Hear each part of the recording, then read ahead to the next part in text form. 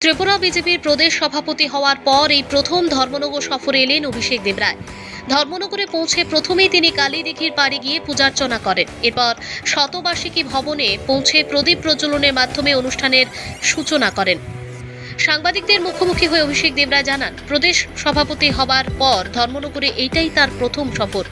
এই সফরের মূল উদ্দেশ্য দলীয় সাংগঠনিক কার্যক্রম পর্যালোচনা করা, কোথায় কি ত্রুটি রয়েছে তা চিহ্নিত করা এবং 2028 সালের বিধানসভা নির্বাচনকে সামনে রেখে কিভাবে দলকে আরও শক্তিশালী করা যায় ঠিক সেই বিষয়ে নেতাকর্মীদের সঙ্গে আলোচনা করা। তিনি আরও জানান, সারাদিন ধর্মনগরেই অবস্থান করে বিভিন্ন সাংগঠনিক বৈঠকে অংশ নেবেন এবং দলের ভবিষ্যৎ কর্ম পরিকল্পনা নিয়ে আলোচনা করবেন। এদিন প্রদেশ সভাপতিকে বরণ করে নিতে উপস্থিত ছিলেন উত্তর জেলা সভাপতি কাজল দাস, ধর্মনগরের বিধায়ক জহর চক্রবর্তী, 55 বাগবাসা কেন্দ্রের বিধায়ক যাদবলাল নাথ, উত্তর জেলা সভাধিপতি অপর্ণা নাথ এবং যুবরাজনগর মলিনা দেবনাথ সহ বিজেপির একাধিক নেতা ও কর্মী। ফুলের তোড়া উত্তরীয় পরিয়ে নবনিযুক্ত প্রদেশ সভাপতিকে উষ্ণ সংবর্ধনা জানানো হয়। ধর্মনগর সফরকে ঘিরে বিজেপি নেতাকর্মীদের মধ্যে ছিল ব্যাপক উৎসাহ ও উদ্দীপনা।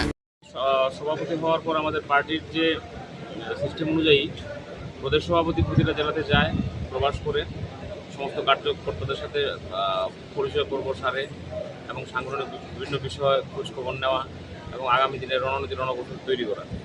তো আজকে আমরা নর্থ ডিস্ট্রিক্টে আমরা এসেছি, আমি এসেছি এখানে। তো এখানে আপনারা দেখতে পাচ্ছেন যে আমাদের তিনজন বিধায়ক, আমাদের পার্টির সাধারণ সম্পাদক, সেক্রেটারি, সভাধিপতি সবাই সংখ্যক কর্মী সমর্থকরা স্বাগত জানিয়েছে। আমি আপ্লুত তাদের অভ্যর্থনায়।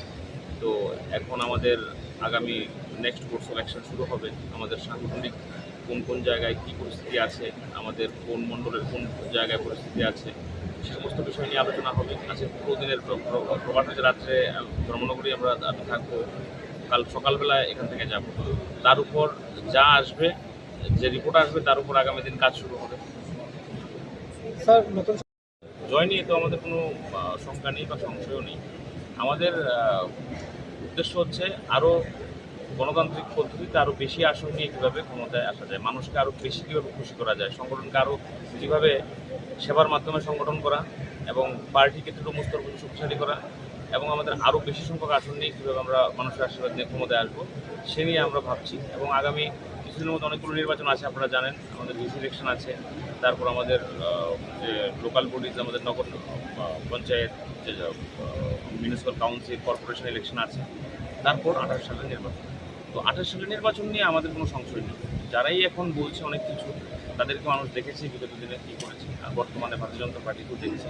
আমরা মানুষকে আমরা বিশ্বাস করি এবং আমরা জানি মানুষ আমাদের পেছনে আছে এবং আমরা সেই জয় নিয়ে আমাদের কোনো রকম চিন্তা নেই। আমরা ধর্মনগর উপনির্বাচন হলো, আপনারা দেখতে পেলেন কী পরিমাণে ভোট আমাদের ভারতীয় জনতা পার্টির প্রার্থী সভাপতি পেয়েছেন। তো এটা ইন্ডিকেশন যে কী হবে আগামী দিনে। আমার থেকে আপনারা বেশি জানেন, আপনারা বিভিন্ন জায়গায় যান, মানুষের কথা বলেন। তো আমরা তো আশাবাদী এবং আরও যদি কোনো রেক্টিফিকেশনের জায়গা থেকে বলবেন, আমরা চেষ্টা করবো সেগুলোকে সূত্রে আরও কীভাবে মানুষের কাছে আমরা যেতে পারি। ভুল ত্রুটি হতে পারে আমাদের দ্বারাও, আমরা তো আর ভগবান না, মানুষের দ্বারা ভুল ত্রুটি হয়। যদি কিছু এরকম দেখেন আপনারা বলবেন, আমরা খুব স্পোর্টিংলি সেটা নেবো এবং ওটার উপর কাজ করবো কীভাবে সেটাকে ঠিক করা যায়।